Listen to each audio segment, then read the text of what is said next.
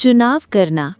इस अध्याय में हम जीवन साथी का चुनाव करने के विषय कुछ व्यावहारिक एवं बाइबल आधारित निर्देशों पर विचार कर रहे हैं। हम जानते हैं कि जिस परिवेश में विवाह होते हैं वे संस्कृतियों, लोगों और क्षेत्रों के अनुसार भिन्न हो सकते हैं। अतः हम समझते हैं कि प्रत्येक व्यक्ति ऐसी परिस्थिति में नहीं होगा जहां पर उसके पास इस अध्याय में दी गई सारी बातों को लागू करने की आज़ादी या अवसर है।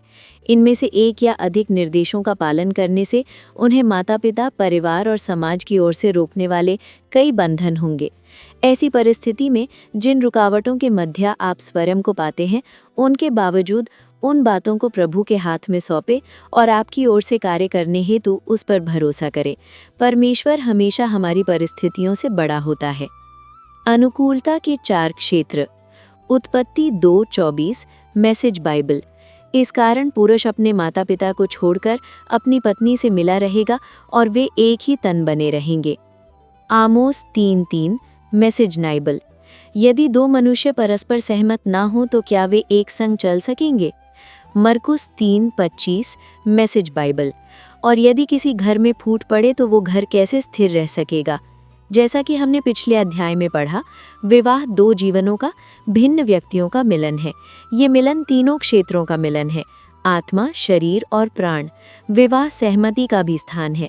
यदि 2 के बीच में सहमति होगी तभी वे एक साथ चल सकेंगे और इसलिए एक महत्वपूर्ण बात की खोज में रहना है।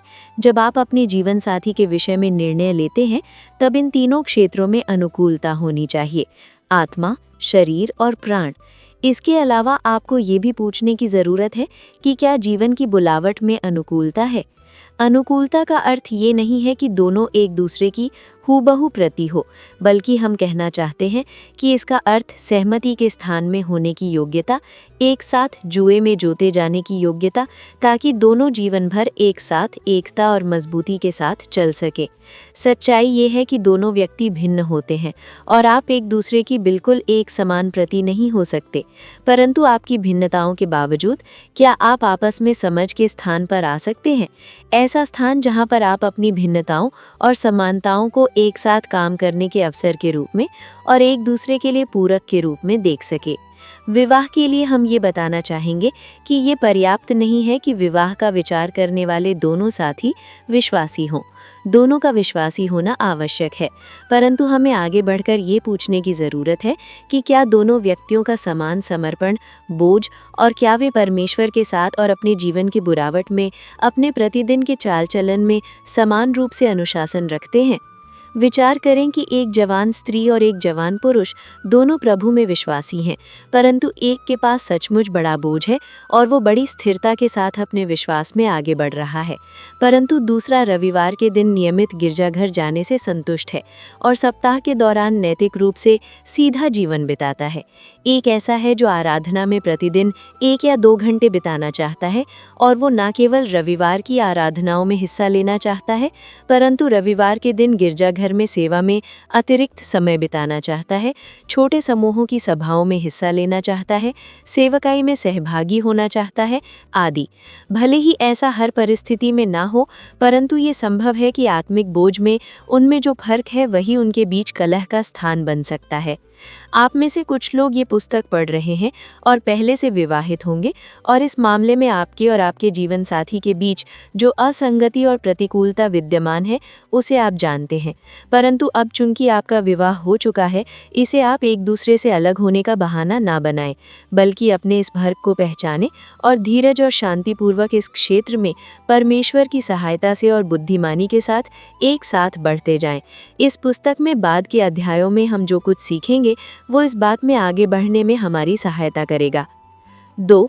भावनात्मक और बौद्धिक अनुकूलता। आपको प्राणिक मन, इच्छा, भावनाएं, बुद्धि स्तर पर भी एक साथ जुड़ने की योग्यता की खोज में रहना है। क्या आप भावनात्मक और बौद्धिक रूप से एक दूसरे से व्यवहार या बातचीत कर सकते हैं?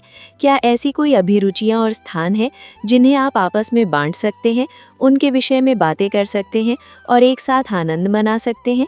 क्या बौद्धिक रूप से आपस में समझ और आदर भाव है? क्या आप एक दूसरे की भावनाओं को समझ सकते हैं? अर्थात ये अपने आप में एक जीवन भर की यात्रा है और आप आरंभ में दूसरे व्यक्ति के विषय में हर एक बात नहीं जान पाएंगे। उसी तरह लोग समय के साथ बड़े होते हैं और बदलते जाते हैं।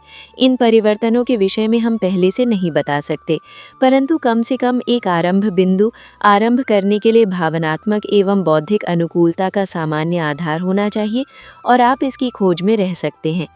आप में से कुछ लोग ये पुस्तक पढ़ रहे हैं और पहले से विवाहित होंगे और इस मामले में आपके और आपके जीवन साथी के बीच जो असंगति और प्रतिकूलता विद्यमान है उसे आप जानते हैं। परंतु अब चूंकि आपका विवाह हो चुका है, इसे आप एक दूसरे से अलग होने का बहाना ना बनाएं, बल्कि अपने इस फर्क को पहचानें और धीरज और शांतिपूर्वक इस क्षेत्र में परमेश्वर की सहायता से और बुद्धिमानी के साथ एक साथ बढ़ते जाएं। इस पुस्तक में बाद के अध्यायों में हम जो कुछ सीखेंगे वो इस बात में आगे बढ़ने में हमारी सहायता करेगा। 3. भौतिक शारीरिक अनुकूलता। इसका संबंध एक दूसरे से आकर्षित होने, भौतिक रूप से एक दूसरे की सराहना करने और एक दूसरे से प्रेम करने से है, अतः इस पर भी विचार करें। शारीरिक सौंदर्य और रूप रंग के विषय में उत्साहित होने में कुछ गलत नहीं है, परंतु ये सही स्थान में होना चाहिए और किसी के साथ विवाह करने की इच्छा के विषय में निर्णय लेने का यही एकमात्र कारण नहीं होना चाहिए। 4. जीवन की बुलावट में अनुकूलता। अनुकूलता का दूसरा महत्वपूर्ण स्थान है जीवन की बुलावट। जीवन में आप दोनों क्या करना चाहते हैं? हम भविष्य के बारे में सारी बातें नहीं जानते, परंतु कम से कम सामान्य अर्थ से इस बात में अनुकूलता होने की ज़रूरत है कि हर एक व्यक्ति परमेश्वर की बुलावट के विषय में क्या समझता है और वो उसमें आगे बढ़ने के विषय में क्या उद्देश्य रखता है। उदाहरण के तौर पर, यदि व्यक्ति व्यापारिक जगत में सहभागी होना चाहता है, बड़े शहर में जाकर बसना चाहता है, परंतु दूसरा महसूस करता है कि उसके जीवन का अधिकतर समय किसी दूरस्थ जनजाति की सेवा करने में या किसी देहात में सेवा करने में बिताने की बुलावट उसके जीवन में है, तो निश्चित रूप से जिस बात की वे भविष्य के बारे में योजना बना रहे हैं उसमें प्रतिकूलता है। यदि ये दो व्यक्ति विवाह में एक होते हैं तो उनमें से एक को अपनी बुलावट त्यागना होगा और इससे काफ़ी असंतोष उत्पन्न होगा, जिससे वैवाहिक जीवन में संघर्ष उत्पन्न होगा। आप में से कुछ लोग ये पुस्तक पढ़ रहे हैं और पहले से विवाहित होंगे और इस मामले में आपके और आपके जीवन साथी के बीच जो असंगति और प्रतिकूलता विद्यमान है उसे आप जानते हैं, परंतु अब चूंकि आपका विवाह हो चुका है, इसे आप एक दूसरे से अलग होने का बहाना ना बनाएं, बल्कि अपने इस फर्क को पहचानें और धीरज और शांतिपूर्वक इस क्षेत्र में परमेश्वर की सहायता से और बुद्धिमानी के साथ एक साथ बढ़ते जाएं। इस पुस्तक में बाद के अध्यायों में हम जो कुछ सीखेंगे वो इस बात में आगे बढ़ने में हमारी सहायता करेगा।